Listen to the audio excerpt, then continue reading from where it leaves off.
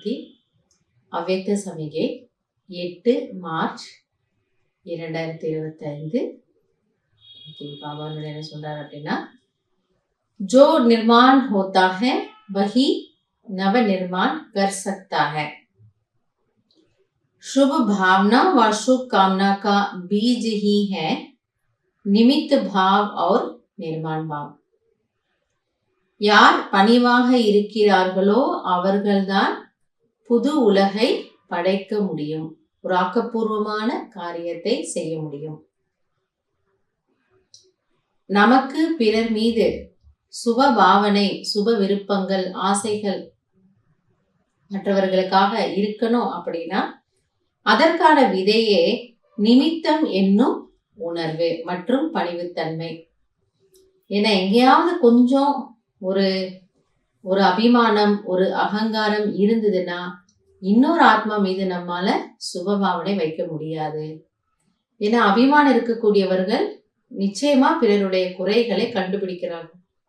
அப்ப மற்றவர்களுடைய அவகுணங்கள், மற்றவர்களுடைய குறைகள் கண்ணுக்கு தெரிஞ்சுட்டே இருந்தா பின்ன நம்மால் அவங்க மேல இரக்கம் காட்ட முடியாது, நம்மால் சுபபாவனை வைக்க முடியாது. அதனாலதான் பாபா சொல்றாரு, சுபபாவனை வைக்கணும் அப்படின்னா நமக்கு முதல்ல பணிவுத்தன்மை வேணும். அதாவது நாம் நிர் அகங்காரியாக இருக்க வேண்டும். ஹதுகா மான் நஹி லேக்கின் நிர்மான். எனவே இந்த ஒரு எல்லைக்குட்பட்ட பெயர், புகழ், மானம், மரியாதை இதிலிருந்து விடுபட்டவர் ஆக வேண்டும். அப்போது நம்மால் பணிவாக இருக்க முடியும்.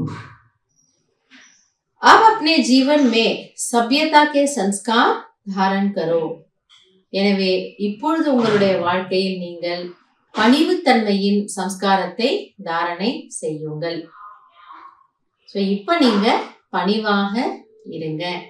அந்த ஒரு சபியதா அப்படின்னா நல்ல நடத்தை, உயர்ந்த பண்புகள், பண்பாடுகள். இந்த ஒரு நடத்தையை நமக்குள்ள கொண்டு வரணும். எதை பத்தி பாபா புரிய வைக்கிறது? பணிவுத்தன்மை. यदि न चाहते हुए भी कभी क्रोध या चिड़चिड़ापन आ जाए तो दिल से कहो मीठा बाबा तो एक्स्ट्रा मदद मिल जाएगी. எனவே ஒருவேளை நீங்க எவ்வளவுதான் முயற்சி செய்தோம், அந்த நேரத்துல கொஞ்சம் அப்படி கோபம் வந்துடுச்சு அல்லது கொஞ்சம் நம்ம எரிச்சல் அடைந்தோம், சிடுசிடு செய்தோம் அப்படின்னா உடனே அந்த நேரம் நம்ம என்ன பண்ணணுமா, பாபா அப்படின்னு மனசார நீங்க நினைச்சு பாருங்க. உடனே என்னுடைய உதவி, உங்களுக்கு எக்ஸ்ட்ரா உதவி கிடைக்கும். அந்த நேரத்துல நான் உங்களுக்கு சக்தி கொடுத்துடுறேன். அப்போ அதுல இருந்து நீங்க விடுபட்டுடுவீங்க. எனவே எவ்வளவு முடியுமோ பாபா சொல்றாரு, நீங்க பணிவினுடைய குணத்தை தாரணை செய்யுங்க. அதன் மூலமாக படைப்பினுடைய காரியத்தில், ஆக்கப்பூர்வமான காரியத்தில் தந்தைக்கு உதவியாளராக இருக்க வேண்டும். நல்லது.